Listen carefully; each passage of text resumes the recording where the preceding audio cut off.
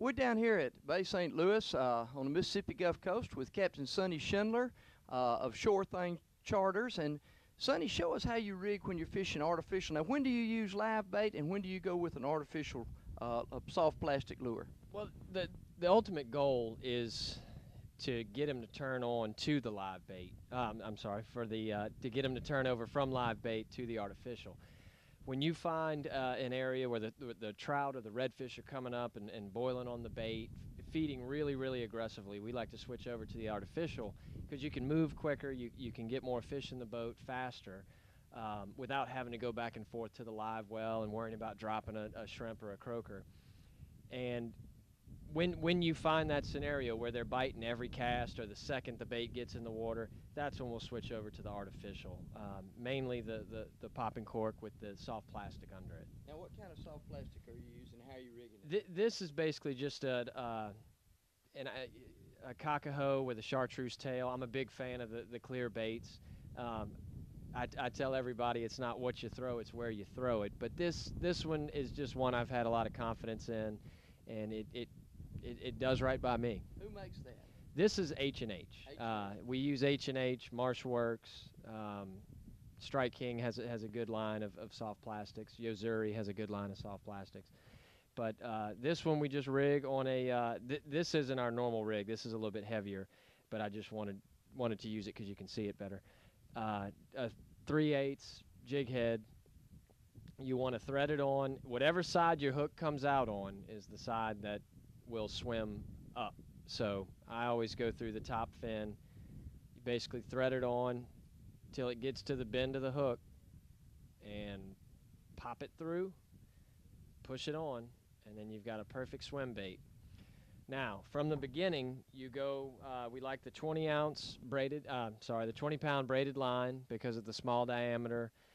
You can load your spinning reels with it or your bait casters. Very, very strong and very sensitive. You can feel the littlest of bites.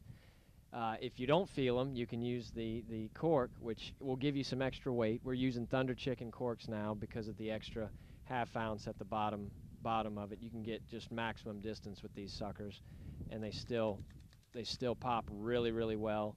From there, you want about 18 inches of fluorocarbon to help hide the bait. The fluorocarbon doesn't reflect light as good. What pound test fluorocarbon are we using? 20 pound. That way it'll handle just about any size trout, but if a big bull red or a big triple tail were to sneak up on you, you could turn them and catch them. And then to their fisherman's knot, to your jig head, soft plastic. And then when that sucker's sitting in the water column, you'll pop it, and it'll move as one. And then when your cork goes under, fish on. All right. And how fast can you catch them with that, Sonny? There's times where it's every cast. You know, and a lot of times we'll have 4 anglers on the boat. It'll be 4 at a time as fast as you can get that bait in the water. Your big problem is going to be frays on your line or the plastic getting beat up. So you want to, if that sucker gets hit and falls down, change it out. These things are inexpensive, but as long as you take care of your line and it's not too frayed up and your soft plastics aren't getting too beat up, when you find that perfect scenario, birds diving, fish feeding on the top, switch over to that artificial and you'll get them every cast. Sonny, why are there so many speckled trout and redfish in this area? It's just the estuary. They spawn here, they feed here. It's just a community that just produces incredible numbers and size of speckled trout. And you have them all year long, don't you? We do. We have them all year long. Your warmer weather months are a little better, but they're here in the cold weather. You just have to change up your tactics a little bit and wear a few extra layers of clothes. All right. Now, if people want to get a hold of you, Sonny, how do they do that? Very easy. The phone number, area code 228-342-2206. And if you really want to see what we do, online, www.shorethingcharters.com. There's pictures of the boats, fishing reports, maps of the area, and it really gives you a feel for what you're getting into. Okay, thank you, Sonny.